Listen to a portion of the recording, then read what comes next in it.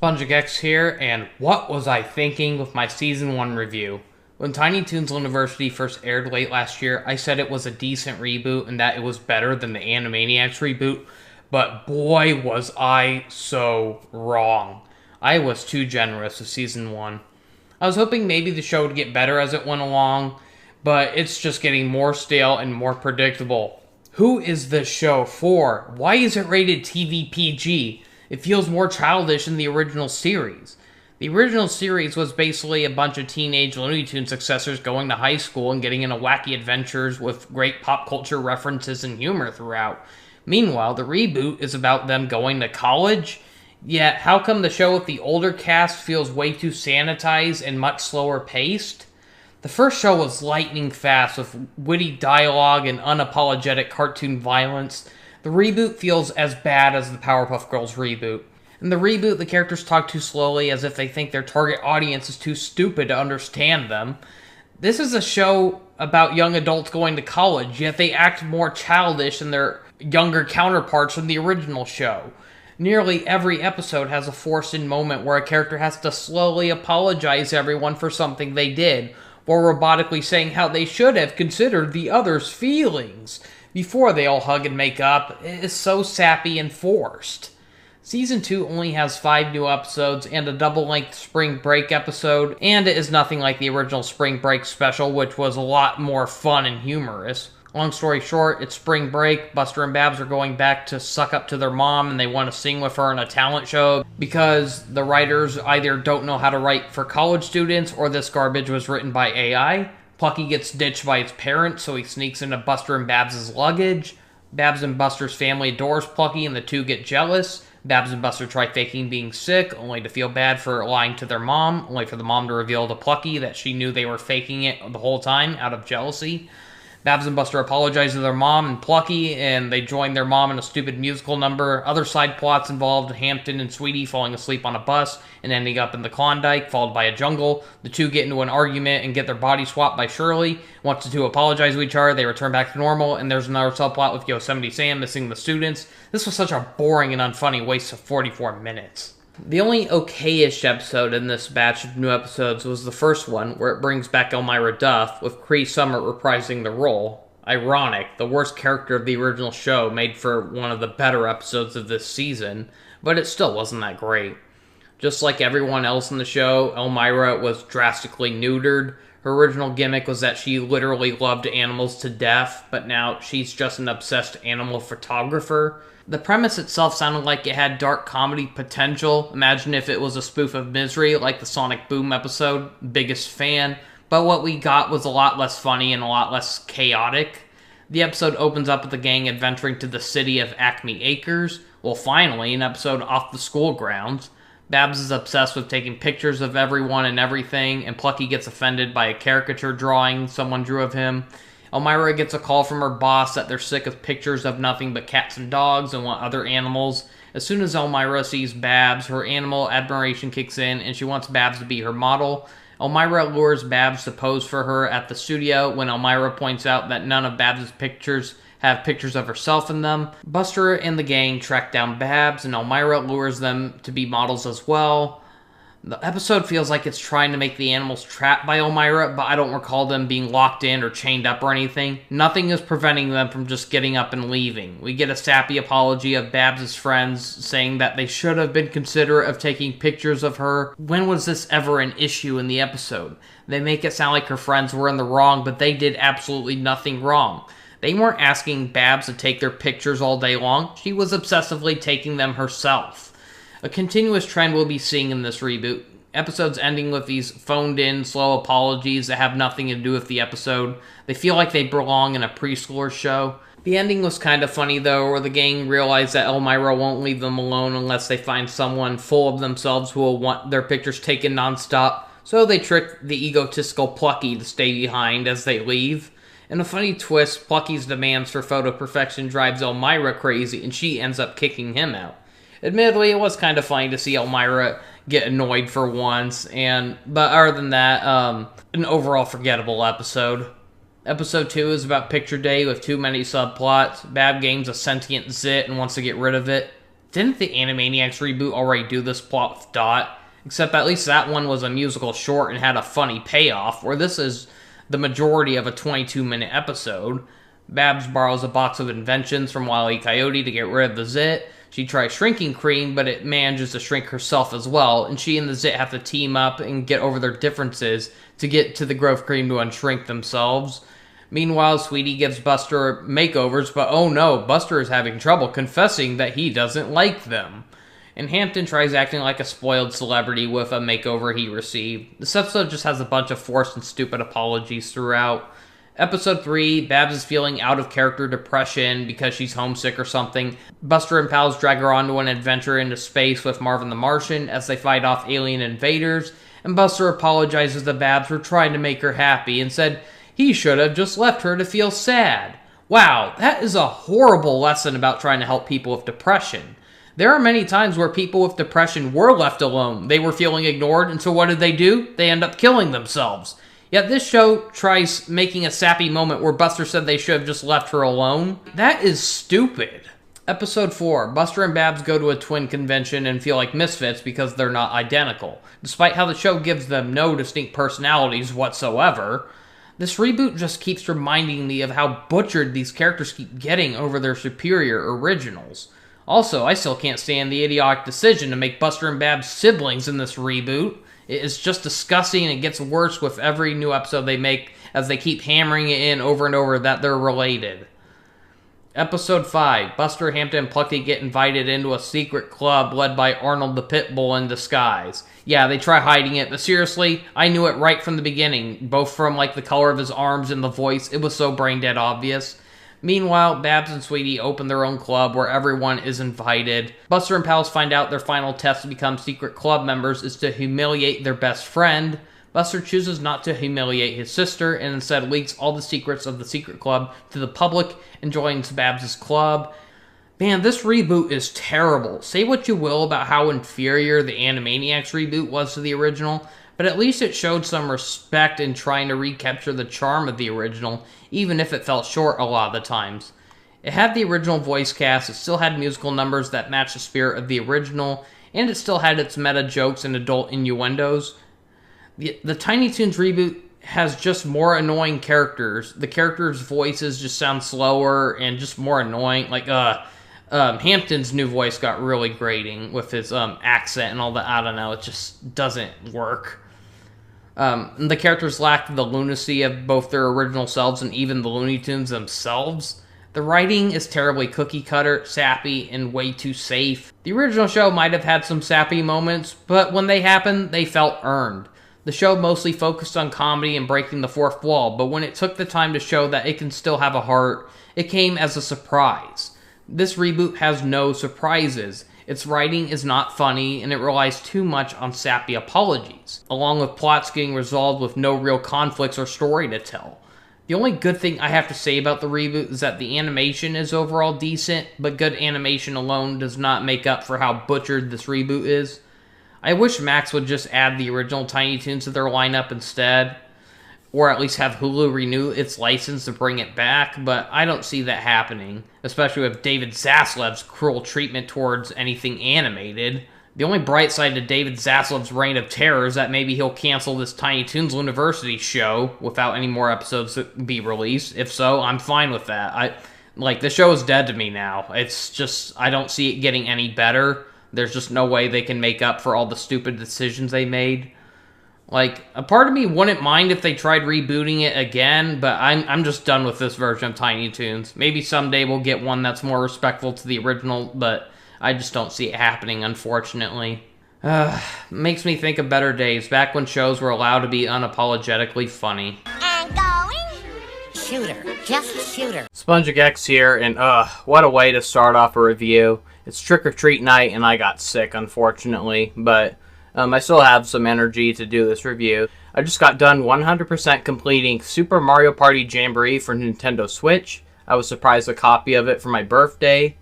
Now, Nintendo claimed that this would be their biggest and best Mario Party yet, and while it does have some great highlights and is a good game overall, I strongly disagree with this being the best in the series. I think the original Mario Party trilogy and even Mario Party 5 were a lot better. I even think the other two Mario Party games on Switch were actually better than this. There are some improvements over past entries. Like, one major complaint a lot of people had was, like, every time the star changes locations in the past few games, it's been ridiculously slow, so we have to slowly watch Toadette fly slowly across the board. And so the star placements are a lot faster in this game. However, everything else is a lot slower. The dialogue, and there's even an option to speed up the text, but even then, it's still really slow, especially with the CPU. It's like for one players, they can just button mash through all of it, and Toad has to over-explain everything in this game, and it makes me wish you'd go back to the early N64 days, where you could skim through the dialogue as fast as you wanted to. It sucks how there's no option to skip it. It's like, yes, you've played these games before, you know how to do everything. Quit reminding us every single time. We're not stupid little kids. So the story of this game is as simple as the series gets. Everyone wants to be the superstar, whatever that means, so they compete to be it. It doesn't try to do anything more creative or unique to spice up the story like some other entries did, like Mario Party 2, where they're competing for the name of a theme park. Since Bowser is rejoining the roster like he did in Super Mario Party, Kamek Koopa turns one of Bowser's toadies into a giant dark aura Bowser named Imposter Bowser. I'm just going to call him IB for short. IB is the game's main antagonist. Kinda clever, since the very first Mario game, many of the Bowser bosses were just different Mario enemies transformed into imposter Bowsers, so it's a fitting way to have Bowser be both a playable character and the game's main villain and obstacle. The game has the biggest roster in the series, but not by much compared to Super Mario Party. We got 2 new characters to the Party series, including Ninja and Pauline. The way to unlock the 2 new characters is the dumbest thing. At the Party mode, at the mode selection map, all you have to do is find them in the background. You zoom in with a button and press A on them, and you've unlocked them. At this rate, it makes you wonder why they weren't just on the roster to begin with. It's such a stupid way to unlock them. It was so unnecessary. Would have made more sense if you had to buy them with party points or something. Like I said, there was no reason why they needed to be unlockables at this rate. Unfortunately, not every past character is here, including Blooper, Hammer Bro, Kamek, Dry Bones, Boom Boom, Pom Pom, and worst of all, Diddy Kong. Seriously, they chose Ninja over a fan favorite like Diddy Kong. How sad. This one claims to have the most minigames out of the series, over 110 minigames instead of the usual 60 or 70. But it somehow still feels like a very small selection of minigames, especially in party mode. It doesn't help that many of these special minigames are exclusive to different modes, or they're longer length minigames and separate features. So, while this game does allow the use of Pro Controllers, there are also a handful of minigames that require one Joy-Con to use, and these minigames have no reason to forcefully require motion controls. Admittedly, Super Mario Party and Mario Party 8, they had exclusive minigames where their motion controls actually made sense. But here, all of these minigames could have easily been mapped to use a regular controller, and the Joy-Con requirement is very annoying. For some reason, some minigames from the past entries are included, mostly ones from Mario Party 4 or Mario Party 1, but there are barely any of them, so it makes you wonder why they bothered bringing any of these old ones back in the first place. It really feels like a random selection. It made sense in the previous Mario Party because that one was nothing but celebrating past Mario Party games. Here, it just feels kind of forced, and it makes you wonder why they didn't, if they didn't bother bringing back a whole bunch of old ones. So, same with the board maps. They chose one map each from Mario Party 1 and 2 to be remade, while there are 5 original maps in the game. These maps contain Mega Wiggler's Tree Party, which is the simplest and easiest map in the game. It's a bunch of forest life with a giant sleeping Wiggler in the center of it. It even has spaces on its back that you can traverse across, and they can move around and change the path on the board. For its simplicity, this is my favorite map in the game, especially since Mario Party is already frustrating enough as it is, so having the board map that's the least frustrating is pretty fun. Goomba Lagoon has a Goomba-shaped volcano where after a number of turns, the water level either rises or lowers, which can alter the paths of the map, and they can wash players away back to start. It's a decent map with some cool visuals. It was actually the first map I tried out. Roll'em Raceway is such an underwhelming map, but it has a cool gimmick, just terribly executed. We have one based on a racetrack where each player drives in a car to get around. There's an annoying gimmick where the star is on one of 2 lanes and they alternate every time someone collects one or they land on a happening space, not to mention all the traps around this level that either chase racers away or jump them from one side of the map to another. it just makes this level drag on with no one making any progress because they keep getting sent back. And when I was thinking of a level where you drive around in race cars, I was thinking of a cooler gimmick, like every dice block allowing you to go up from 1 to 20 spaces or something, allowing you to get around a lot faster. And that's another thing I really hate about the modern Mario Party games. I missed it how in the original N64 and GameCube Mario Parties, how the dice block was rapidly fast and it went from 1 to 10. And I loved how the characters actually bashed it open by jumping at it. It was very Mario-like because the way they jump at the brick blocks or the question mark blocks, so the way they rolled the dice, and that was really cool. Nowadays, they use a simple 1 to 6 dice block, and they slowly just I miss them smashing the dice block open. I miss being able to move 10 spaces. Admittedly, compared to the previous Switch and Wii entries, the dice block is a little faster this time, but it's still really boring. I miss the old sound effects from Mario Party. Like, I loved the coin jingle when you collected them. I loved the sound of the dice smashing open. Nowadays, they use very generic sound effects. Rainbow Galleria, I don't know how you pronounce that, but that was my favorite map in the game. It's an idea that I never imagined for a Mario Party board map, but it excited me when I first saw it. It's a giant mall with 3 levels that can be traversed by either escalator or elevator. There are plenty of stores with the cheapest items out of any level, some as low as 1 coin, where most items in the game normally cost 5 coins or more. There is an exclusive item being a markup sticker where you can pass it on to a rival player, and it forces them to pay more when they buy at a shop, but it wears off pretty quickly, luckily.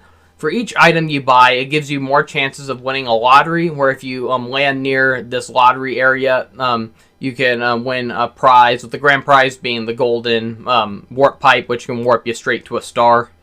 There's also these 4 stamp stations around the board map, where stopping by one of these grants you a stamp on a stamp sheet.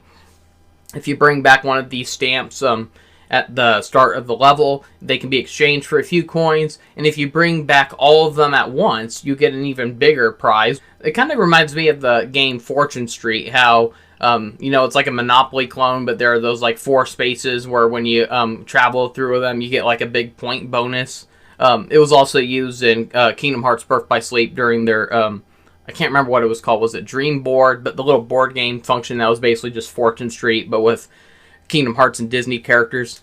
So this is the most fun board in the game, actually. While I do love the Wiggler map for its simplicity, I'd actually say this is actually the most fun map. It's just got a never-before-seen setting for Mario Party. It's very fun and unique with its gimmicks. Too bad the default 10-turn limit really holds the stage back. You should at least raise it to 20 turns or more, or otherwise it'll be too short to the point where how little the dice blocks can move you in this game. You won't be able to see everything that this level has to offer with its rewards and all that. So the new final level is King Bowser's Keep, a conveyor belt level that changes directions. IB stands in the center of the stage, and every once in a while he breathes fire, creating more Bowser spaces. This map has the most brutal Bowser spaces. For players with stars who land on it may have a chance where Bowser skips the roulette entirely and just skips ahead of stealing a star. This map does have a very unique gimmick that ties in with the Bowser spaces. For every star and coin that IB takes from us, he locks it away in a vault, and it requires a 2-digit password that players who land near the cell can try guessing the combination. And if they crack it, they can claim all of the prizes inside that Bowser has stolen. It is a challenging level, but a very fun one. One of the 2 returning levels is Mario's Rainbow Castle from Mario Party. It's overall very well remade, with prettier visuals and surprisingly well remade music, unlike all the other music in modern Mario Party games. Playing the last Mario Party game just sounded like sabotage when listening to the remade music of the minigames of board maps, because unlike the original Mario Party trilogy where they had some pretty good music in that, this one, it's ever since I'd say the GameCube era, the music in these Mario Party games have just been very bland. It's there's no soul or passion into it. It's just very generic kid music. And so it was actually surprising to hear one remade music track that actually sounds pretty faithful to the original. And it has the inclusions of the item system that was introduced in Mario Party 2. So since Mario Party 1 had no items, it's kind of cool to see how they placed them into this version. And just like the tower gimmick, it actually rotates between the Koopa store and the Kamek store, so that was really cool. Where each of those stores sells different kinds of items. where the Koopa one mostly sells items that will help you, where Kamek usually has items that are more for sabotaging other players. Unfortunately, this stage still has that really annoying gimmick of the rotating tower that'll either contain Toad with a star or Imposter Bowser, who will steal 20 coins from you.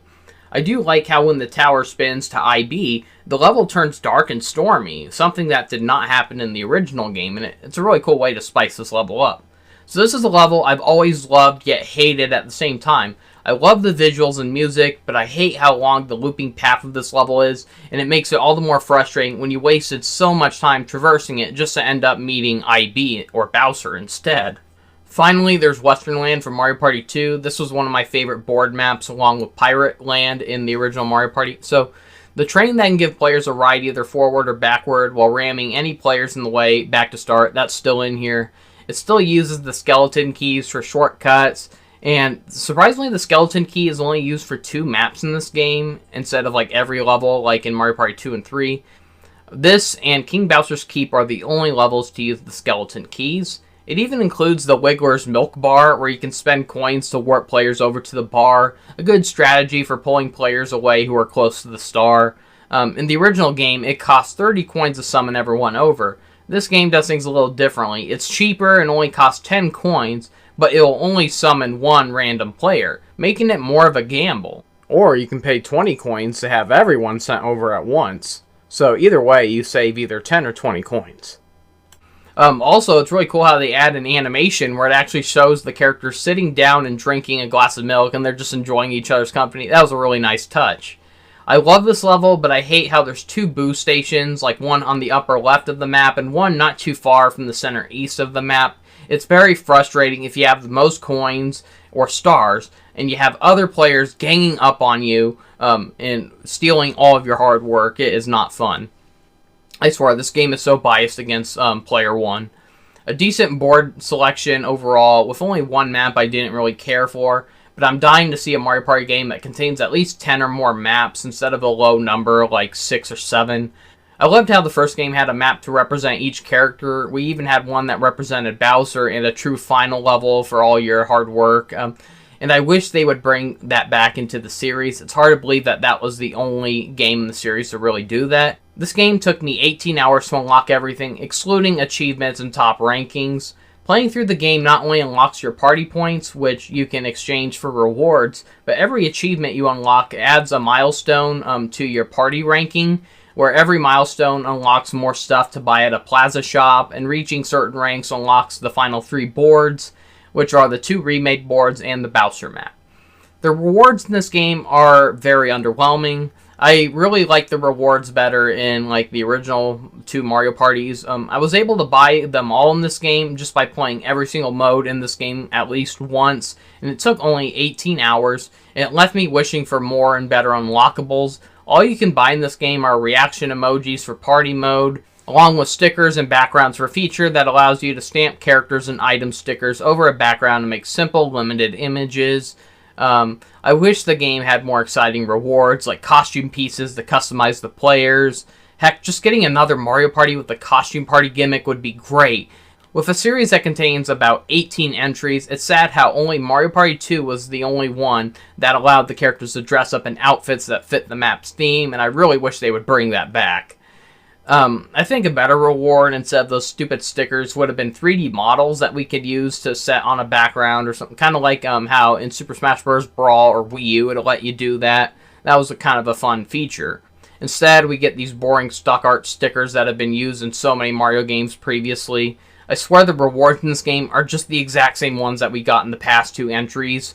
And it is very tiring. I would love to get a future Mario Party game where the rewards are actually surprising and fun. Imagine if we got a Mario Party game that actually allowed us to create our own board maps, and you have to unlock pieces by playing through the regular game to get that stuff. We could use it to customize our own board maps, allowing us to draw out the shape and paths of the board. We can choose which spaces we want where, along with decorating the map with props, objects, trees, warp pipes, NPCs, and more.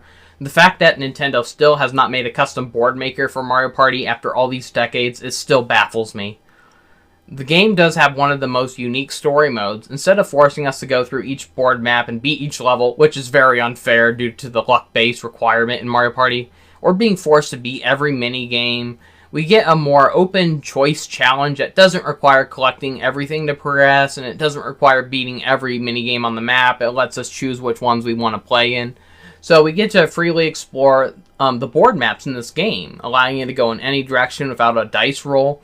It feels like the story mode from Mario Party Advance, except, more free. It doesn't force you to have to land on spaces based on a dice roll. So it feels like that, but done right. As we run around the board, we interact with NPCs to collect mini-stars.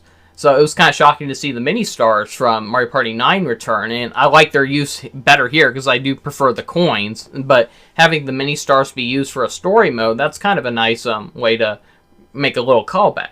So you need 30 of these mini-stars to advance to the next level. Many NPCs have fetch quests that involve you searching across the map to find items laying around, which sometimes require you to interact with other NPCs to do favors, never-ending chain of, doing one favor for another to get one favor done. You can also find Lakitu in each of these levels, and he'll quiz you with 10 questions based on the map you're on. And each question answered will earn you a mini-star. And you don't have to do all the questions at once, making it very easy. You'll also find NPCs of the playable characters around the map. They involve you having to compete in a showdown minigame, which I'll talk more about later. So you compete in these showdown minigames, and if you beat your opponents in this, you'll have that partner join you in helping you at taking down the boss at the end of each level. So there are 4 characters to befriend in each level, but only 3 of them can join you in the boss fight. So you at least need to rescue 3, but if you do rescue every character, you get like this little stake. It's basically like a little toothpick with a character's hat or something on top of it, and so you can use that as a decoration later in the game. So at the end of each level, a boss appears, and he steals your mini-stars, forcing you to have to team up with 3 allies to take it down and reclaim the mini-stars. I'll discuss these mini-games towards the end of the video when I go over each and every mini-game. Certain objectives in the story mode give you decorations to redecorate the main menu plaza of the game. You can talk to Kamek back at the plaza to decorate. Honestly, the rewards for decorating are very underwhelming, and they're not very fun or exciting at all. An interesting addition to the game is the inclusion of pro rules. I've had yet to try them out, but it sounds very promising.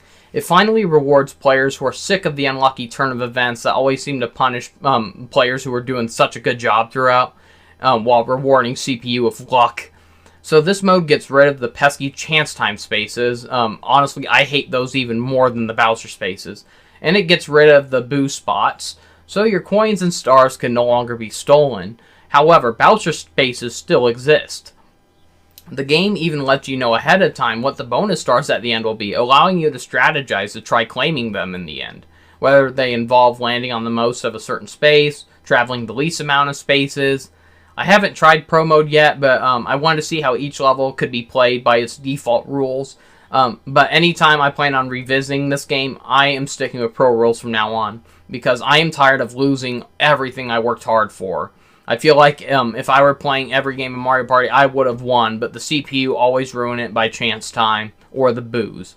So every CPU is just rigged to roll high dice blocks.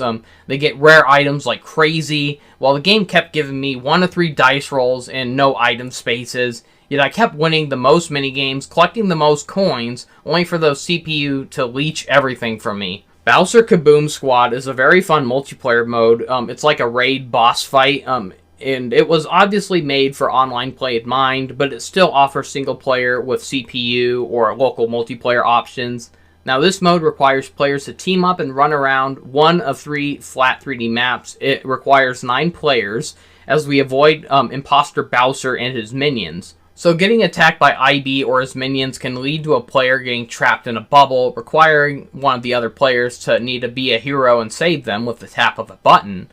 The mode really requires teamwork, as players need to work together to smash open crates, grab bombs, which you can only carry up to 2 at a time, but there is a power-up that can allow you to carry 4 at a time, and you have to bring them back to a cannon at the home base. 20 bombs are required to attack IB. He has a lot of HP, and it will take a lot of time to defeat him. So every once in a while, IB will target a nearby player with a reticle and he'll start chasing them, preparing an attack. The targeted player can either use the opportunity to lure IB away from the other players as they're busy gathering bombs and loading them up, or you can risk having him ram through a bomb crate to open them faster. This is a very risky move though. It's best recommended to do it when no other players are around, since it can cause Bowser to destroy the bombs and knock out everyone in the process. So just make sure not to lure him over to recently opened crates, or all of those bombs your team worked hard on will be destroyed. Occasionally coins spawn on the map, and collecting 100 of them allows a temporary bonus time to activate, where the bombs turn into gold bombs, with each of the bombs' attack power being doubled, and it's a real key to defeating IB. After a few minutes, a round will end and we're forced to play exclusive minigames that requires all the players to work together cooperatively.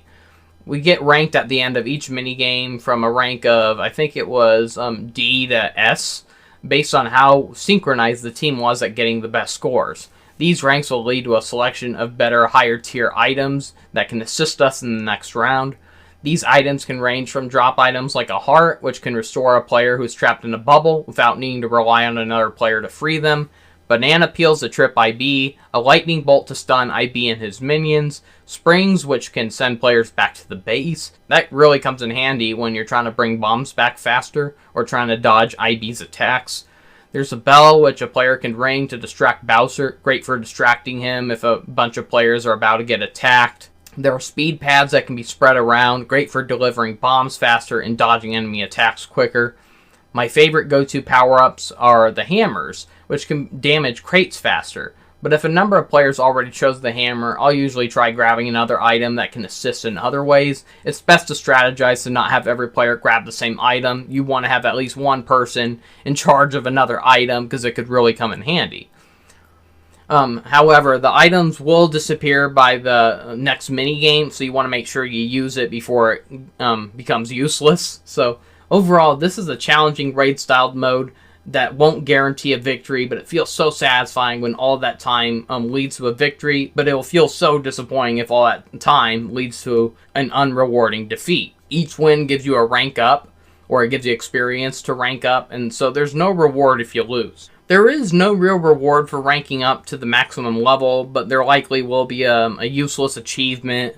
But there are easier and quicker achievements to get in this game, so there's no point in wasting your time trying to grind to get the best score in this mode. Just play it to have fun, not to grind to get the highest rank.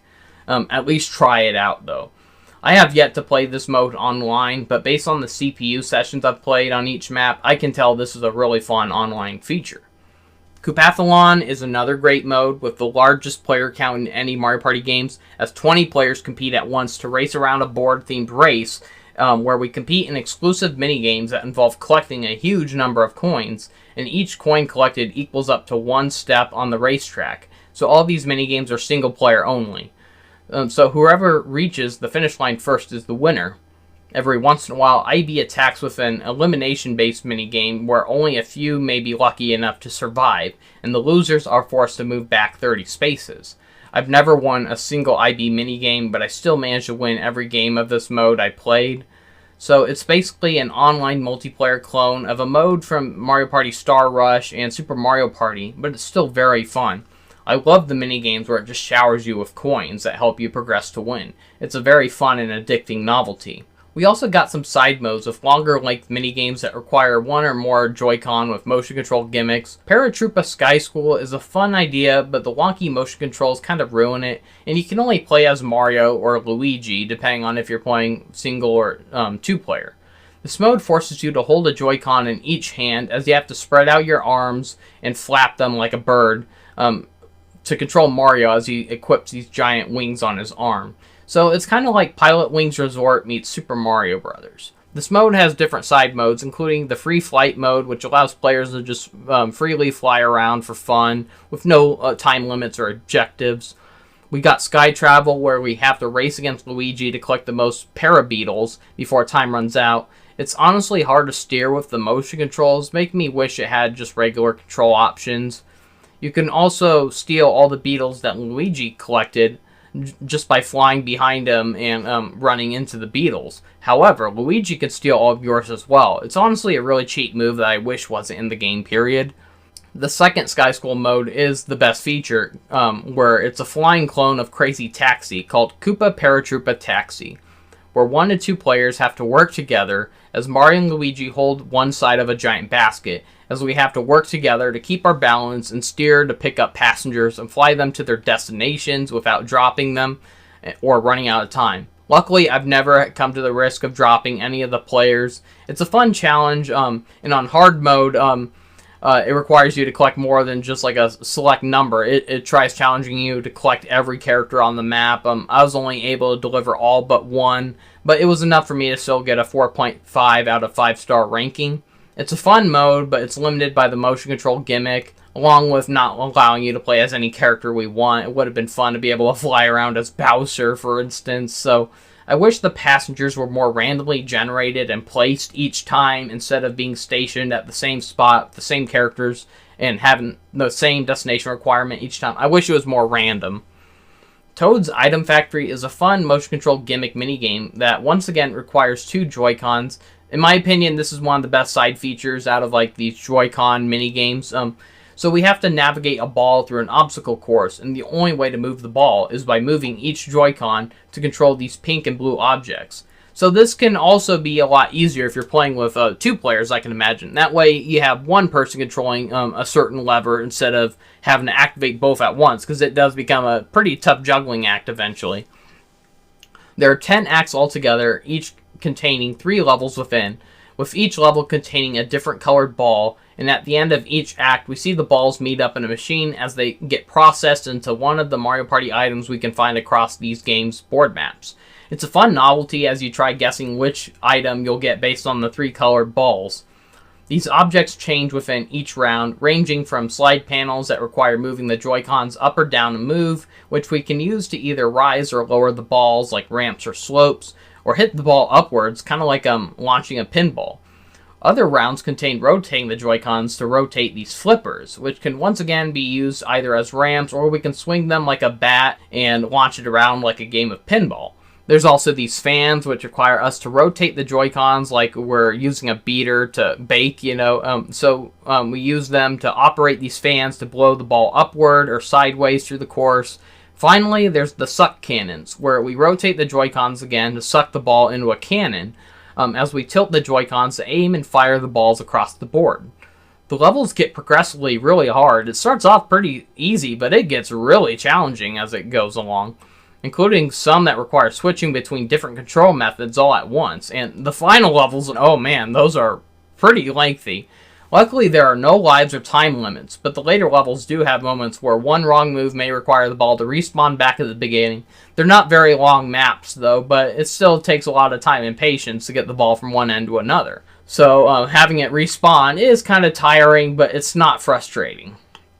It requires a lot of patience, strategy, quick thinking, and reflexes, but it's a very fun challenge. It's at least much easier and less annoying than that Donkey Kong mode from Nintendo Land. Again, this easily could have been played with analog sticks, but it's the most enjoyment I've gotten out of the motion control required minigames. Rhythm Kitchen is a clone of that dumb rhythm-based mode from Super Mario Party, where all the minigames require perfect timing to the sounds going on in the minigames. It's like we're doing food prep in a kitchen, so we're dealing with all these oversized food items. I feel like these are very faulty minigames. I just don't feel like the rhythm matches with the action in these minigames. I can never get into the rhythm. The timing feels off, and there are other rhythm games that I'm pretty good at. I loved Kingdom Hearts Melody of Memories. I love Samba de Amigo. Meanwhile, the CPU are programmed to never mess up, so it makes you feel like a dumbass when you make one little mistake, and it feels like you're holding your whole team back. It's like Nintendo is shaming you for not being able to do everything perfectly.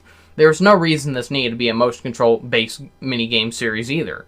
We also have the typical minigame mode where we can play all of the minigames on their own. So all these minigames are available to begin with, unlike previous early Mario Party minigames where you had to unlock them by either playing them or buying them first. The boss minigames need to be unlocked either through the story mode or unlocking them by playing the boss rush mode, which I don't know how you unlock boss rush mode, but I was able to unlock it before I even tried the story mode. The side modes on Minigame Island can easily be ignored. We got daily missions where each day a collection of 3 events can be played with either CPU or online players. Each event contains 3 minigames where 2 out of 3 wins. Yet even if one player wins the first 2 stars, it still forces us to play for a 3rd star for no reason.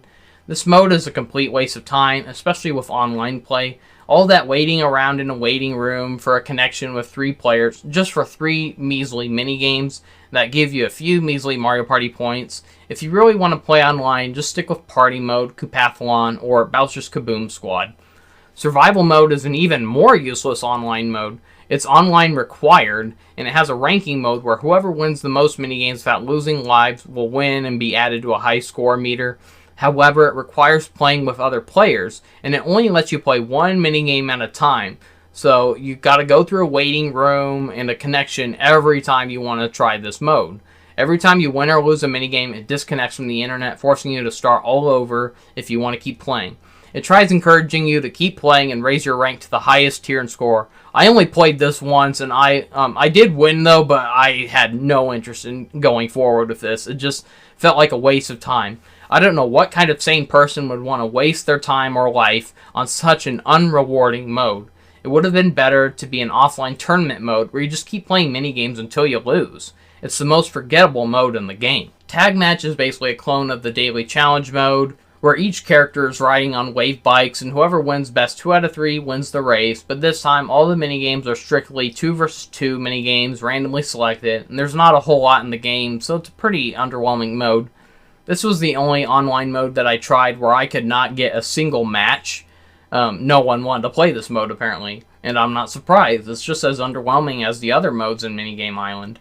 Showdown mode is a gauntlet of exclusive character-themed minigames called Showdown minigames, but once again, I'll discuss more of those in the minigames section. Boss Rush mode is easily the best of these modes, where we play a gauntlet of the game's boss fights, and whoever gets the highest score in each fight wins. These fights are very similar to the boss minigames introduced in Mario Party 9, but arguably a lot better, complete with rewarding bonus points of whoever gave the last hit. I'll discuss more of these over with each minigame later on. So overall, the minigames in this are a very mixed bag. There are some pretty good ones, but a lot of really bad, stupid luck-based minigames. But worst of all, minigames that drag on way too long. This has some of the lengthiest, most dragged out minigames out of any Mario Party game, and I dread them every time they're picked. So starting off with the 4-player minigames, we have Lumber Tumble, where Shy Guys try chasing us with giant logs and try pushing us off a wooden bridge. As we run away, the last one standing wins. It's surprisingly tricky, but I never lost a single time during this minigame, but I've had some very close calls, because these Shy Guys end up moving really fast towards the end. I think even if you lose at the end, if you're the last one standing, you'll win regardless, but it's still fun to try to see how far you can go. So I wish this game let us jump, but unfortunately this minigame does not allow us to jump. We're just forced to run. It's overall a pretty fun challenge. Big Top Quiz, I think, was the first minigame I got to play in this game, and it's a simple minigame where 3 toads roll around on a ball with a picture of a character on it, and we're led to questions involving these characters, like which character was there more or less of, which character wasn't included, or which ball did a certain toad have. It's very similar to past Spot the Difference minigames and past entries. It's not bad, but it feels overdone, and this isn't the only minigame like this in the entire game. Camera Ready. How many Mario Party minigames have involved a camera in the past? This is the best out of 3 games where each character has a camera in a park setting, and they have to look at a photo of characters and try finding the exact locations where these pictures were taken, and we have to take a picture that matches closest to the center picture. This not only requires finding the location, but waiting for certain characters to either appear or wait for a certain motion for them, but you gotta look out for other characters so they don't interrupt the shot. It's a fun minigame, but another done-before premise in other Mario Party games.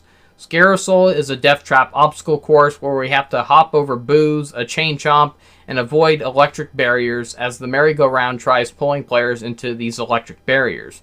The last one standing wins. It's a pretty fun minigame. I wouldn't say it's really hard, but it's still pretty fun. Snag the Flags, a fun minigame where we run around a Mario Galaxy-styled sphere. As we run around this globe, we try to claim the most flags. I've never lost a single game of this, but I always have fun with it. Sandwiched, a fun yet challenging one where we're trapped in a picnic basket from a top-down perspective. as square sandwiches fall from the sky and we have to try not getting crushed by them. Luckily, this minigame does allow us to jump, and keeping high ground is a good strategy. But with all the action going on, it's easy to lose track of the shadows from above, which can lead to you easily getting crushed. It's a madhouse, but a fun one. Hot cross blocks. This one really sucks. It's one of my most hated minigames in this one. I mean, it really sucks, and it drags on the longest. Some of these minigames really needed time limits. This also ranks into a genre of minigames I absolutely can't stand. I think these kind of minigames were introduced since Mario Party 9. It's those type where it gives players multiple choice options for items you need to win, but if more than one player selects the same item, neither of them will progress. So it's just a really bad guessing game that drags on way too long. In this minigame, we're surrounded by lava and we have to pick a group of square tiles to progress. The problem is that most often the CPU or other players will end up picking the one that you're eyeing, causing no one to progress.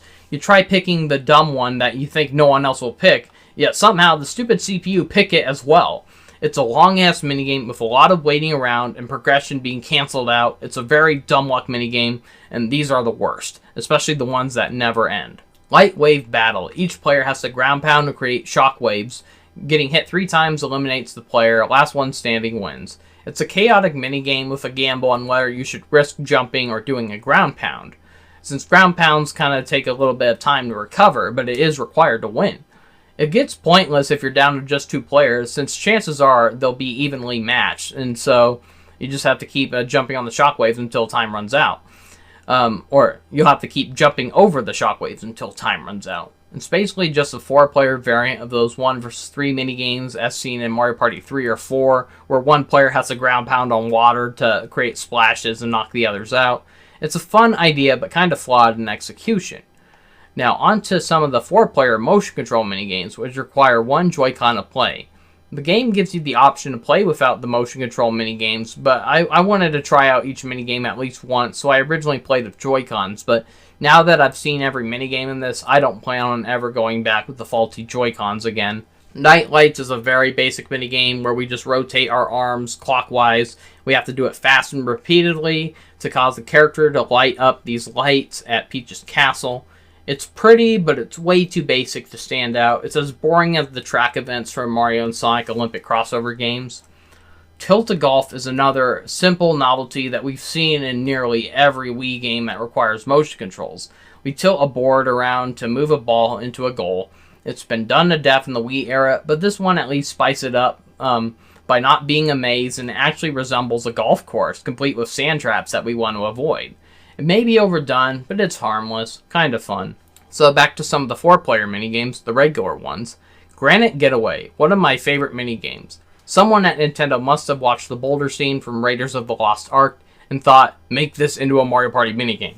We get chased by a giant boulder through a temple as we try not to trip over the rocks or ruins, so anyone who makes it out without getting crushed wins. It's a thrilling challenge, and luckily it didn't go Crash Bandicoot on us and place cheap cliff falls that can't be seen ahead of time. 3-Throw, a remake of the Mario Party 4 minigame where we shoot basketballs through a set of 3 moving basketball hoops, with the golden ones in the center being the hardest to reach but worth the most points. Whoever's ball lands in a hoop, it stays stuck there throughout the entire minigame, preventing other players from scoring off that same hoop when the hoop comes back around over time. It was fun in Mario Party 4, and it still is. Domination, another minigame remade from Mario Party 4, except it's a bad one. It's another generic button masher. We rapidly smash the A button to summon Whomps and knock them over like dominoes, and whoever creates the longest trail of Whomps wins. When will game developers learn that players do not want to bust their thumbs, crick their necks, and lose breath over damn button mashers? I still have nightmares from Mecha Marathon and Push the Lead Out. They're just bottom of the barrel minigames. Hot Hot Hop, another Madhouse minigame where we not only have to jump over a fire bar moving in the center, but we also have to dodge these giant magmars that charge at us. It's challenging yet fun. I can't remember if this was a past minigame from a previous entry, but it's still a pretty fun, chaotic one. Cold Front, another crazy survival one, where Typhus try blowing us off the stage as we try running away from their blows. It's another one that requires luck and skill. Thwomp the Difference, another Spot the Difference minigame where we have to guess which fruit is the odd one out. The first one to answer gets the most points. However, all these images are being blocked off by thwomps, and you have to wait a bit of time for the thwomps to move to get the full image. It's okay, but I wish it was a little bit shorter. It could have used less rounds. Hammer at Home. So back to some of the motion control minigames. In this one, we have to hold either ZL or ZR to charge up our hammer and swing it to hammer these nails. The longer nails requires longer charges, so the one to pound the most nails in wins. It's okay, I guess, but why is it motion control only? Twist and Sort. We tilt the Joy-Cons to rotate these flippers to try sorting cheaper bloopers into their respective sides. It's a minigame that's been done before, but without motion controls. It's okay, but it had no reason to be motion control exclusive. Shuttle Scuttle. We hold a button to accelerate a shuttle and tilt in directions to avoid getting zapped. Getting zapped twice makes you lose. It's an okay challenge, but once again, why the motion controls?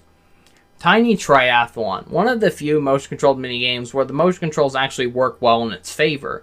We race through 3 events as we shake the Joy-Con up and down to paddle through a pool. We wriggle the Joy-Con like handlebars to ride a tricycle, just like that one event from Super Mario Party.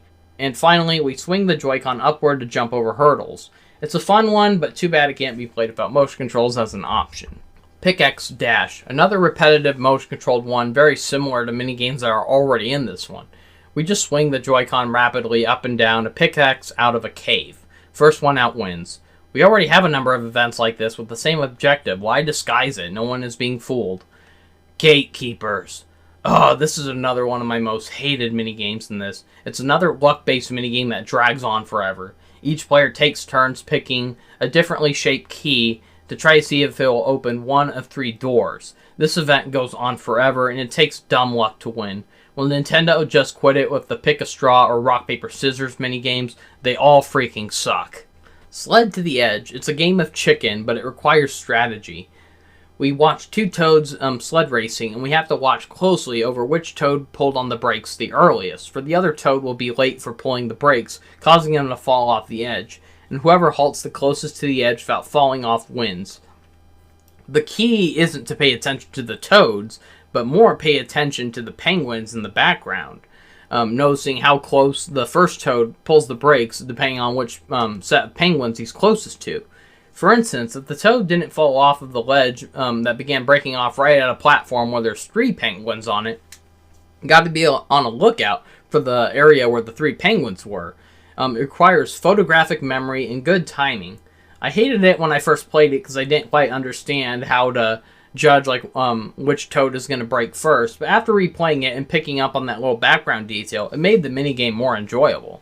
Rinks to Riches. It's a simple coin collecting minigame where we steer in a slippery, oversized ice skate and we collect the most coins. I was always a sucker for the minigames that involve us just running around and keeping what we collect, so this one gets a pass. Trampoline. A tricky one involving hopping on ants to avoid the spiked ones. The last one standing wins. What makes this one tricky is that it's easy for other opponents to hop on you and plunge you into the spiked ant, so it's very chaotic and very unpredictable. Stamp Out. One of my favorite Mario Party 4 minigames, and to this day I still never lost at it. We hop around on a giant blank book page as we ride around on these giant stamps, and we try covering the book page with the most stamps for our colors. Basically Splatoon before it was a thing. So you have to hold the jump button a little bit before release to get more ground. So rapidly tapping the A button will not get you anywhere, and holding it for too long will cause you to lose time. You gotta find the right amount to get around faster and wider. Platform Peril.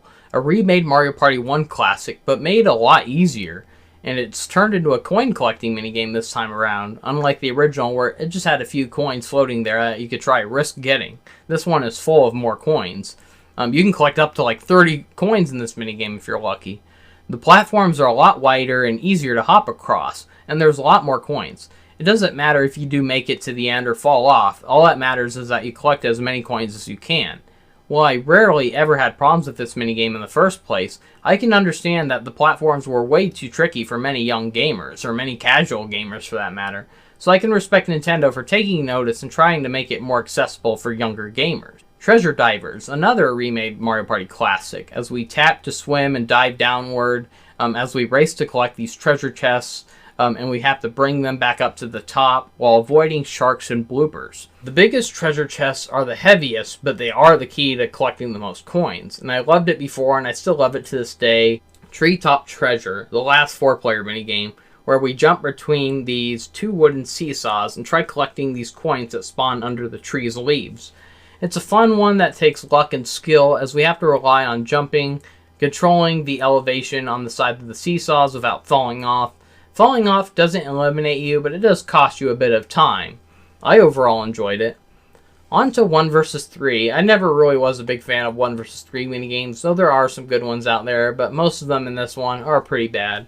Sunset Standoff, another genre of annoying minigames, involving the ones where one player has a number of turns needed to eliminate all 3 opponents within a number of turns, and this one requires the single player to knock out all the players within 5 rounds as they steer a giant bonsai bill and try ramming the other players. So the single player can only move left and right across 3 lanes. It sucks no matter what side you're on, whether you're steering the bullet or dodging it. The game just takes too long, and it takes a lot of dumb guessing luck. So during one game where I was on the 3-player side, I could have won if the CPU weren't brain dead stupid. They didn't bother splitting up to strategize. Instead, they kept following me, causing them all to get eliminated if the bullet happened to be targeting me. So I hate these kinds of minigames, and unfortunately isn't the only kind of game like this in this game. Cookie Cutters. It's a fun one, no matter which side you're on. It's a button pattern minigame requiring us to cut out the most cookies. We get 3 cookie cutters, each coded to one of the 3 buttons, as we press the buttons based on which matching shape pops up first. The single player has to cut all 3 types of cookies on their own, while the 3-player team is each assigned 1 cutter and 1 button, and they have to wait their turn to cut out the cookie, requiring teamwork. I've never lost this minigame, yet I still have fun every time it's picked. It's the best 1 vs 3 minigame in this, in my opinion. Unfriendly Flying Object. The single player steers a UFO as they drop these spiked platforms and try crushing the other 3 players as they try dodging them. It's very unpredictable no matter what side you're on. It can be very easy for the CPU to dodge the spiked platforms, but it is possible to have them cornered, making it impossible for them to escape as you try crushing them. It's equally as challenging no matter which side you're on, but most often it feels like the 3-player team has the greater advantage. Lost and Pound, the absolute worst 1 vs 3 minigame, and it's another one of the worst minigames in Jamboree. It's a clone of that shitty hide-and-seek minigame from Mario Party 3, where a player has to choose one of 4 hiding spots as the team of 3 have to guess where the hider is. Unlike hide-and-seek, which had to go through 3 rounds until the hider gets spotted once, this one requires you to find the hider 3 times. It is possible for the CPU to pick the same spot, and if the hider gets found, that means that they automatically lose if all the CPU pick the exact same spot, as the single player will get hit by a hammer 3 times and lose. This one takes forever. It's just boring and frustrating. Even the rare chances where I won this minigame, it still felt underwhelming. It just wasn't worth all that time waiting and guessing. I growl whenever this minigame gets picked, along with the other dumb luck waiting games. Arch Rivals. This one, for no reason, requires motion controls, but only for the 3 players. It's very similar to that archery minigame from Mario Party 2. The single player has a bow and arrow, but instead of eliminating the other 3 players, the 3 players are holding these targets, and they have to tilt the Joy-Cons to try tilting the target to prevent the single player from scoring 100 points. The archer keeps auto-scrolling from left to right, and the bow shoots at a very odd angle at the very left or right every time it gets close to them, making it very hard to hit the left or right targets. I've only ever been the archer, yet I somehow won every time, and it didn't take long either. Either way, it's a boring and frustrating minigame with some pretty bad controls. Blame it on the crane. I can't remember which one, but I know this was a minigame from a previous entry, and it's not a very good one. The single player controls a crane, while the 3 players run around in plastic balls. Player 1 has to grab all 3 players under a time limit while avoiding the shy guys. The crane moves incredibly slow, along with grabbing incredibly slow. It's very tricky to grab some of the moving players, and the time limit is pretty strict. Meanwhile, the 3 players don't get very much mobility, and they're stuck on a rotating conveyor. I really don't care for this one, but I'll at least say it's better than the crane games from the first 2 Mario Party games. At least it doesn't require button mashing.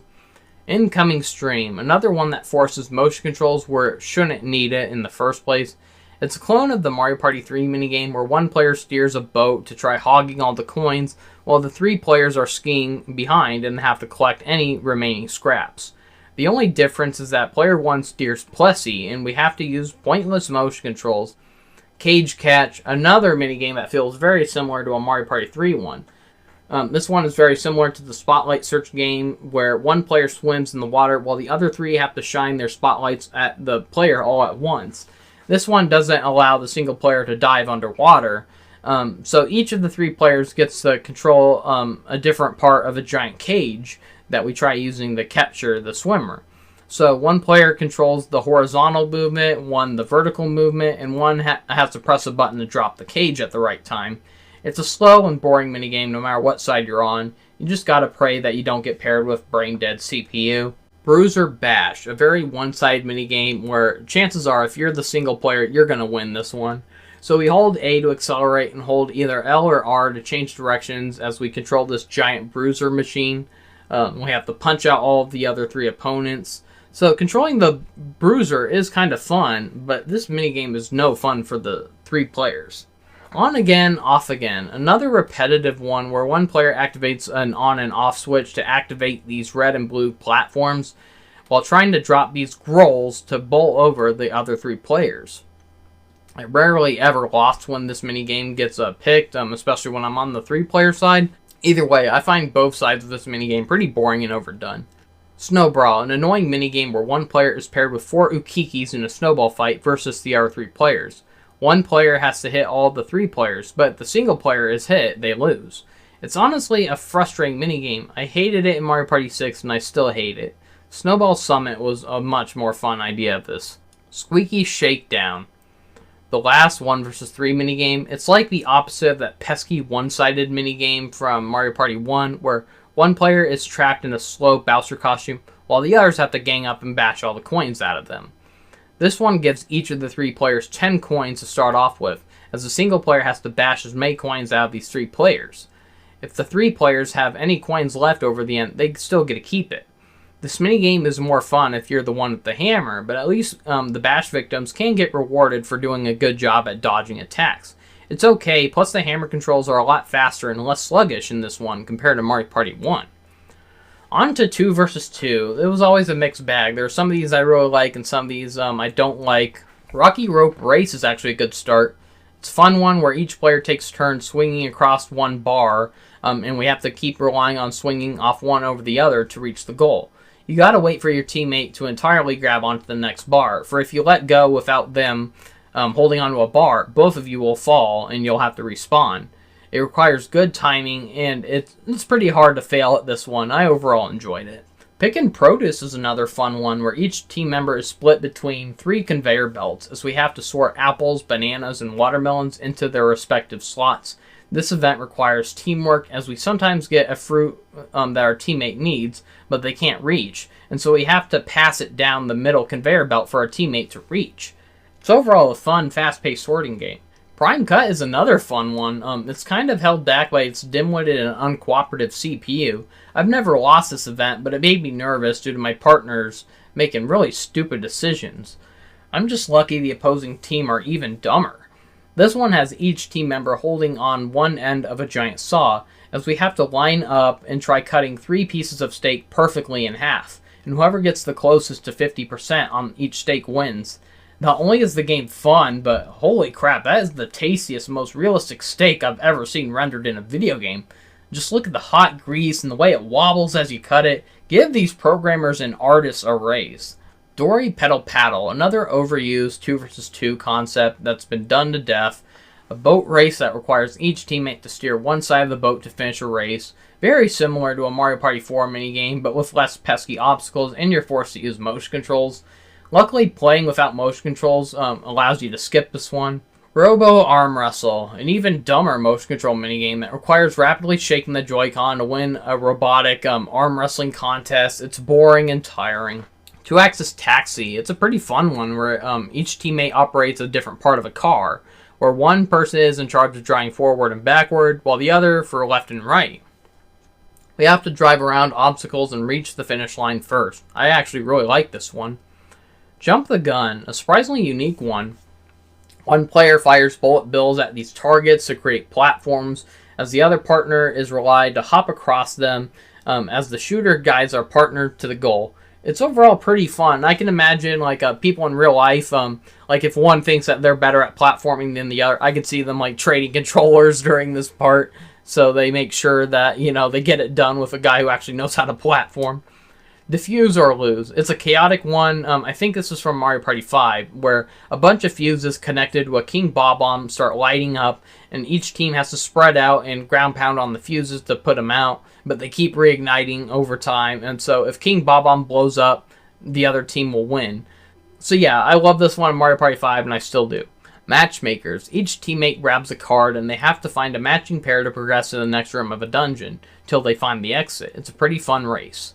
Shadow play. Each teammate needs to match a shadow by merging two shapes together until it matches the shadow on the picture. It's a fun competition. Tricky turntable. This is one that seems like a fun idea, but it's ruined by the CPU with their dead brain cells. We have a four-sided wheel with coins and bob-ombs on each side, and each player can jump on a switch that will rotate the wheel one space. And we try collecting the most coins while avoiding the bob-ombs. Sometimes our partners are too uncooperative, as they either step on the switch or step off of it when you got the perfect number lined up for getting like the most amount of coins or avoiding the bob-ombs.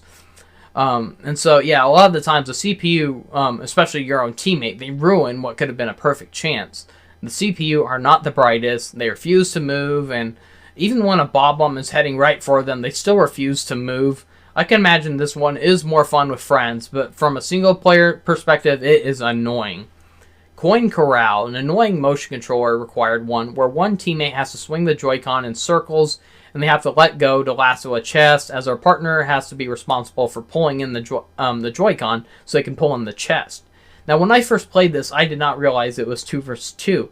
I thought I had to swing the Joy-Con forward to fling the lasso onto the chest. Instead, it kept me swinging. It took like that lunge forward as another swing.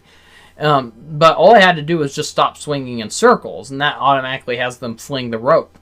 So I also thought the player right beside me was stealing all the chests I tried getting. But after a while, I realized, oh, this is a 2 versus 2 minigame. That person wasn't stealing my chests, they were reeling them in for me. So I honestly question why this wasn't a 4 versus 4 minigame. Either way, it's pretty boring.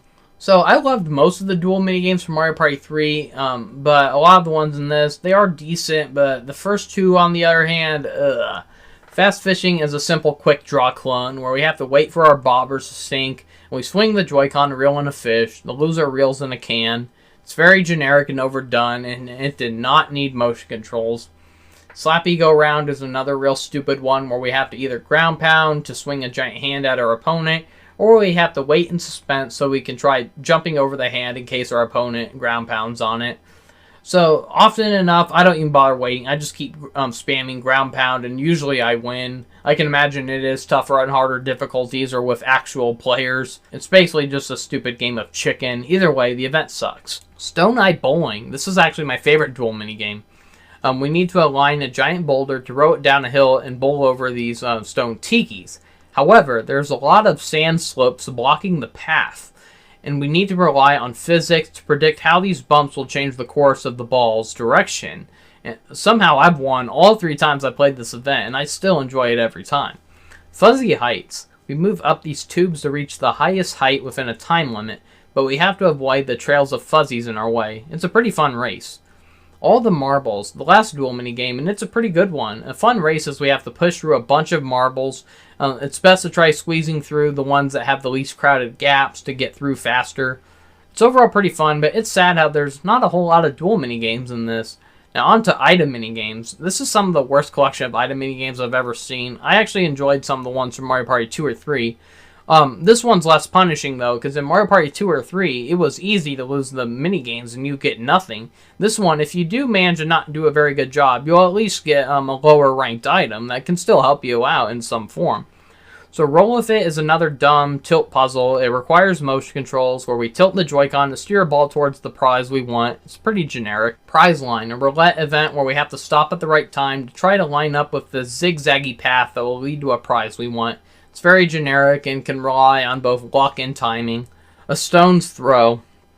the easiest one in the game, where I've never failed at this one when it comes to trying to get the item I'm aiming for. So there's a gauge that requires us to slide a curling stone, and we have to try to have it land on the item we want. Flip and Find. It's a match 2 memory game where we have to flip over these cards and try to get a match, and so you can't lose this one. So whichever item you get a first match of, that's the item you get. So it's not great, but it's one of the less annoying item games. Price Drop. It's just a Plunko machine. Seriously, what kind of people outside of Japanese gambling addicts actually like Plunko machines? A new group of minigames called Showdown minigames come from a new party mode feature involving the buddy system. Now, the buddy system was introduced in both Mario Party Star Rush and Super Mario Party, and they were pulled off a lot better in those games. In Super Mario Party, we could collect a number of partners we met across the board, as they assisted us in giving us extra dice rolls, and even backed us up in certain mini-games. It was a fun and addicting race to collect as many allies as we could. Jamboree really kills the system with very annoying limitations and restrictions. Only a few characters can be buddies in this game, unlike Super Mario Party where every playable character could be a buddy. The only ones that can be buddies in this are Mario, Luigi, Peach, Daisy, Wario, Waluigi, Donkey Kong, Rosalina, Yoshi, and Bowser Jr., making most of the characters non-teamable for this. These buddies rarely ever spawn on the maps, and they last only for 3 turns, so if you don't reach them within 3 turns, they go away. There are certain times where the characters spawn, and it's impossible for any players to reach them in time, even with dice power-ups that allow them to move multiple spaces. Reaching the buddies is very unrewarding. They just give whoever reached them 5 coins, and they force everyone to play a very lengthy minigame that can sometimes last up to 7 minutes, I'm not kidding. Whoever wins these minigames gets to collect the buddy to join them. Whoever first bumped into the buddy gets a head start advantage, though. They either get free points ahead of time, or they might even get an item to help them out. Each buddy has exclusive abilities, like rewarding a player with coins before each dice roll, or placing a space that can steal coins from other players and such. Luigi is the most useless buddy, for he has a 50-50% chance of adding 1 extra number to your dice roll. So winning a buddy feels very underwhelming. It can equally help us as much as it screws us over.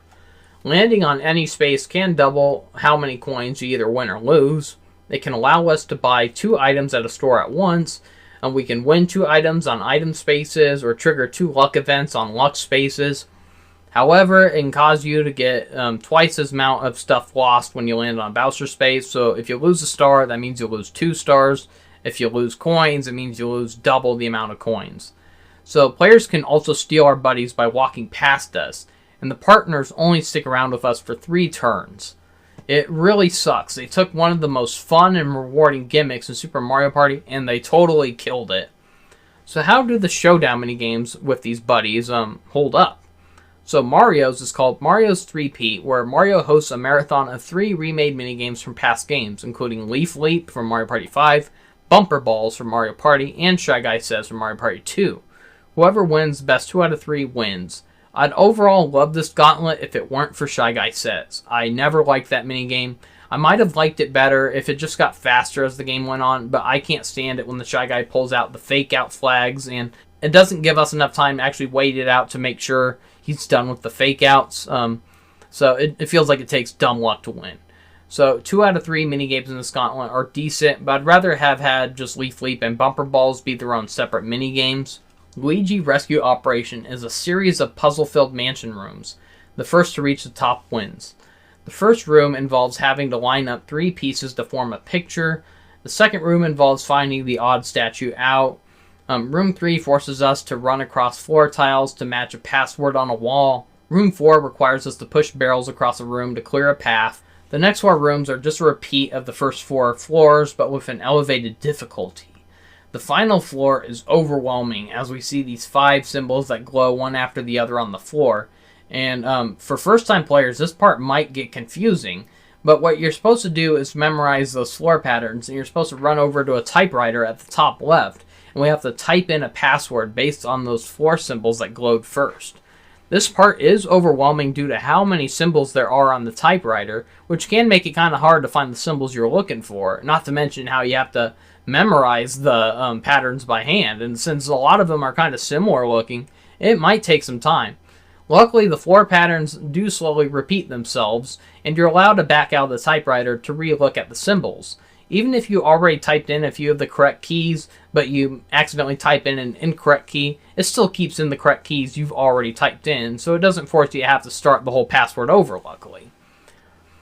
Usually I'm able to memorize the first 3 patterns, but just to be safe, what I usually do is back out and then I look at the last 2, and instead of waiting for them to reshine, I just try picking one of the 2 over the other until one of them activates. I feel like that's a quicker way to wrap it up. So this is overall a fun series of puzzles, but it's held back by going on way too long. It really needed a time limit because I've competed with both CPU and online players, and they always seem to get stuck during the final room. It's a fun idea, but it's squandered by its length. Peach's Day Off is almost a collection of minigames I love, but the one in the middle ruins this whole collection. The first one involves carrying Peach's shopping luggage as we hold stacks of presents, each worth 3 points. We have to carry them to the other side while avoiding getting tripped by beetles. Each trip causes us to lose 1 present, and so I usually made it to the end with only 0 or 1 hits, while the CPU usually are left with 0 to 2 presents left over. The second event is the worst, being another one of those choice minigames where if more than one player picks the same plate of donuts. Again, these minigames suck. There's so many times where I felt like picking the plate with the most donuts was too obvious, so I tried picking one with a smaller amount of donuts, only for the CPU to pick the exact same one I was picking, meaning I wasted an opportunity to collect the most donuts. And honestly, I usually win this just by collecting the plates with the most donuts, because the CPU seemed to be too stupid enough to pick the obvious choice. So the final event has us loading up firework cannons as Peach has us fetch these certain shaped gems that are scattered across the field. She does abruptly change the gems every once in a while, so the first and third minigames aren't bad, but that second one in the center really kills this event for me to where I groan whenever this minigame gets picked. Daisy's Field Day actually isn't bad. It's a platforming collectathon as we run around, hop across platforms in these water-themed obstacle courses, trying to collect the most flower medals, with the pink ones being worth 3 points. The first one has us hopping across these log pillars that rise out of the water, as we try not to bump into other players. The second one has us hopping over these sliding and rotating platforms. The third one has us leaping over a conveyor with these scrolling netted obstacles that we have to jump over or dodge. And the final one has us running over a giant rotating wheel that occasionally changes directions. Compared to the previous 3 Showdown minigames I've already discussed, this is one that I really enjoy, and I don't groan whenever it pops up. Wario's Buzzer Beater is a long and tiring quiz show with too many puzzling questions that pop up, including spotting the odd image out of these fast rotating images, finding the exit to a maze, guessing which piranha plant is the longest, finding which spot will protect Wario from bullet bills, saying which space Wario will land on after a dice roll, and counting how many coins appear on the screen at once. This could have been a decent minigame if it only lasted 3 or 4 questions, but it really drags on way too long, which makes me dread the minigame whenever it's picked. Junior's Gauntlet is the hardest one in the game, mostly involving Junior summoning very hard to dodge enemies and obstacles that attack us. Any round won without getting hit earns that player a point. There's a few safer rounds involving collecting certain fruit or chasing a Shy Guy to pop his balloons. Most often enough, no one is able to score a point in this game. It's like everyone gets hit within each round. The final challenge seems impossible, where Junior steps into the arena with his clown car as he goes berserk, speeding around with boxing gloves and tries punching us out. I have yet to see a single game where there's one player standing. Bowser Jr. is just way too fast. It's like nearly impossible to beat him during his final phase. DK's Conga Line is almost a good minigame, but it's ruined by, say it with me folks, it's ruined by dragging on way too long. It's a rhythm minigame inspired by Donkey Konga, where we play bongos to DK's beat with the L and R buttons. It's honestly better than any of the rhythm minigames here, especially since it doesn't require motion controls, but if only it was a quarter of the minigame's length, I would have really liked this one. It sucks how Rosalina's Radical Race is the only one that you can play with motion controls. It's a shame that if you're playing with regular controllers, that means that you will not be able to have Rosalina partner up with you, and you won't be able to play what's otherwise a pretty fun minigame ruined by motion controls. This minigame has absolutely no reason to require motion controls. It easily could have just been played with a joystick and a jump button. It's basically just the snowboarding gameplay from Mario and Sonic at the Winter Olympic Games, but with even more unresponsive controls. It's a snow hill race as we jump off ramps for speed boosts, and we try steering over speed boost pads to get a boost, obviously. I get that Nintendo is jealous that Disney made Elsa strongly resemble Rosalina, but now it feels like Nintendo is copying off Frozen by giving Rosalina a snow-themed event. Are they forgetting that she's a princess of the stars, not snow? The final act is a great tribute to Mario Kart's Rainbow Road, as the snow road starts getting more dreamlike as it lifts us into the heavens with rainbow-colored snow. It's overall a fun and pretty race, but it's ruined by the motion controls. Yoshi's Mountain Race is my all-time favorite showdown event. It's a platforming race as we ride on the backs of Yoshis. He even has his flutter jump, and yes, Yoshi can even play this event by riding on the back of another Yoshi. Any fan of the 3D Mario games should enjoy this race. It's very fun and very easy. Never once did I fall off of the track. I've won every single race, including playing this game online. And I was shocked by how many players actually fell behind by falling short of jumps and having to run back and all around to get back on track. I'm usually terrible when it comes to playing games online with others. And so it felt good to, for once, be the one who was not messing up. It really gives me Mario Sunshine and Mario Galaxy 2 vibes when it comes to riding Yoshi. And I love playing this minigame the most. It has a decent length too. It's not too short and it doesn't overstay its welcome. It's a good balance. Definitely my favorite showdown boss in this game. Waluigi's Pinball Arcade is a pinball competition. It's overall fun, but it requires too much luck and skill to win. So if you don't like pinball or you're not very good at pinball, you're not going to like this minigame. On to the boss games. Dragon Eel Slayers has us dodging Cheep Cheep and Pufferfish and Whirlpools as we collect Koopa shells and fire them at the Dragon Eel. It's overall a fun introduction to the boss fights. Mega Stingby Stonkers is the worst boss fight in the game. We have to keep hopping up platforms, get over the giant bee, and ground pound him over and over. It's long and boring. Mega Rocky Wrench Wreckers is an arcade shooter where we have to wait for the mole to pop out of the silo as we fire shots at him, as we deflect small and big wrenches that he and his mole minions throw. There are better shooter minigames out there. It sucks how you only have enough time to shoot the mole 2 or 3 times at once before he pops back into his hole. So, not the best shooting game. Boss Sumo Bro Blitzers is a time-limited rotating puzzle, as the Sumo Bro zaps a connection for our electric-powered cannons. We have to rotate the pipes to connect from the generator to the cannons. Whoever fixes their connection first gets more points when firing at the boss. And whoever can't get theirs fixed in time, they'll get struck by lightning and lose a point. It's frantic and puzzling, but fun. The final boss fight is Bowser Crashers. We ride on jet boards as we dodge IB's attacks. We charge our attacks and blast into IB. I wish this was an arcade space shooter instead. The requirement of having to charge to physically ram IB gets old really fast.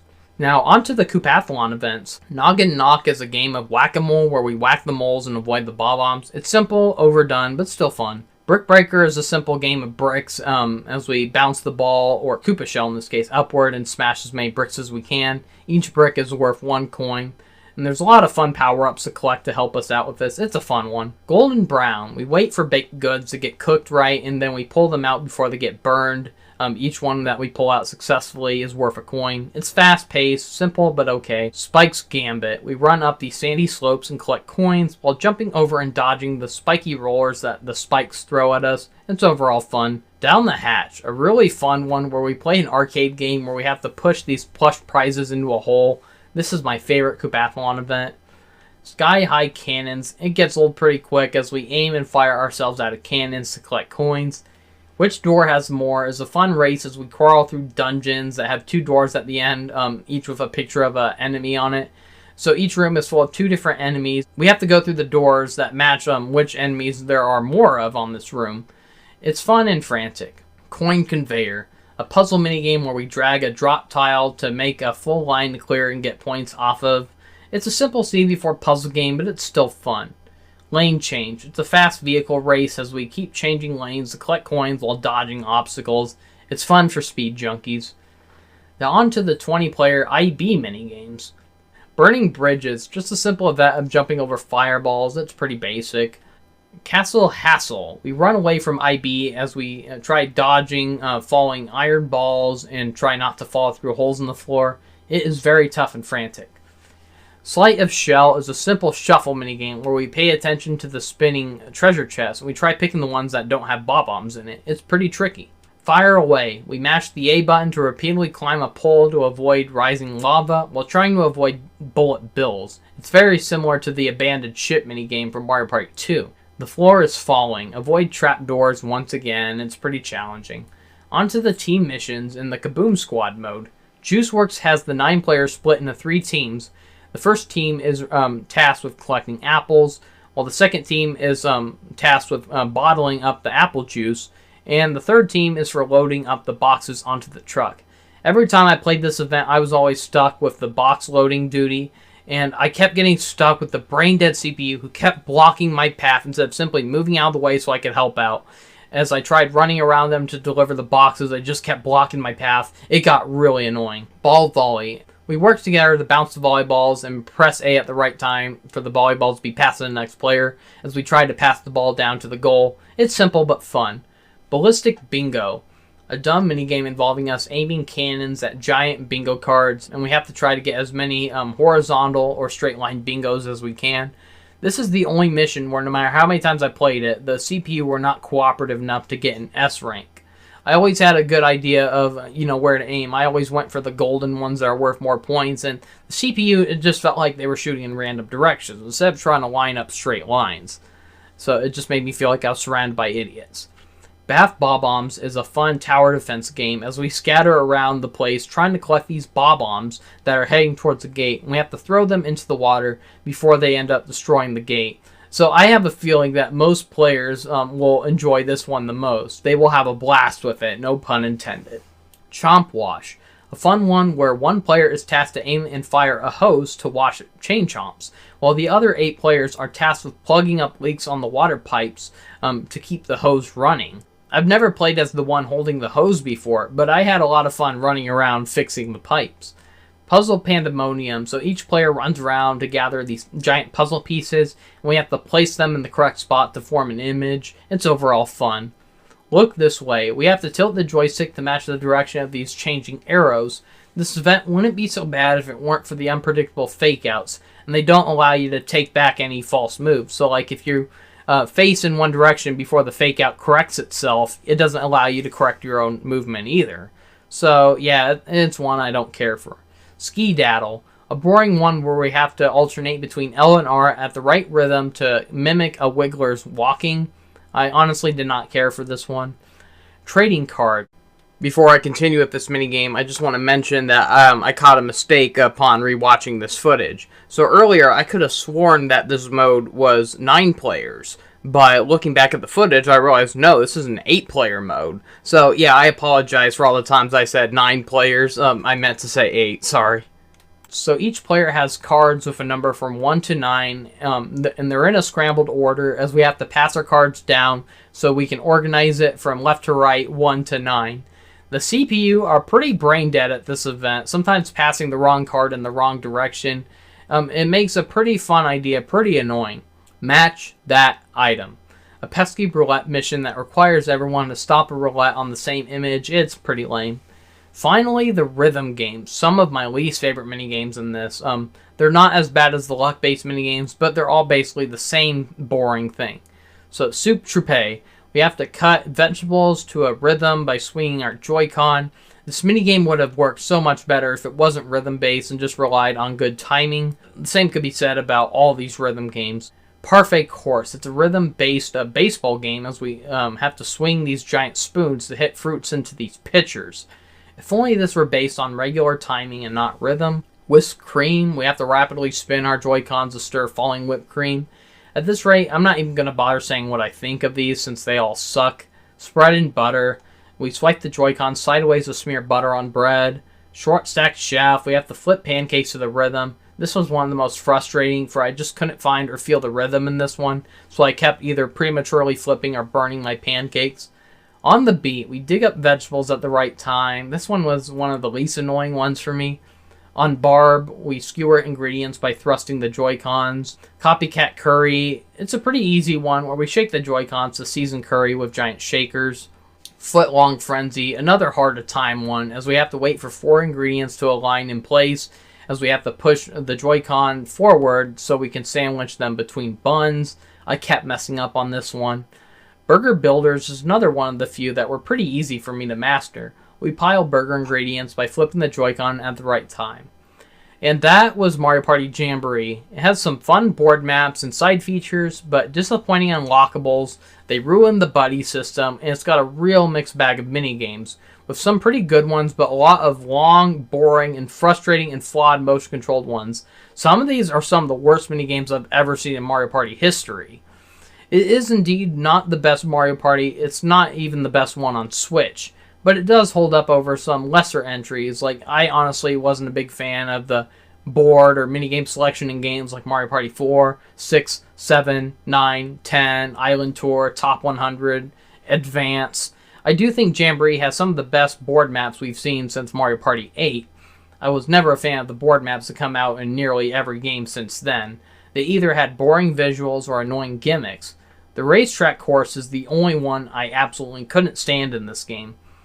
Well, I felt mixed about Mario's Rainbow Castle. So overall, I give Super Mario Party Jamboree a 7 out of 10.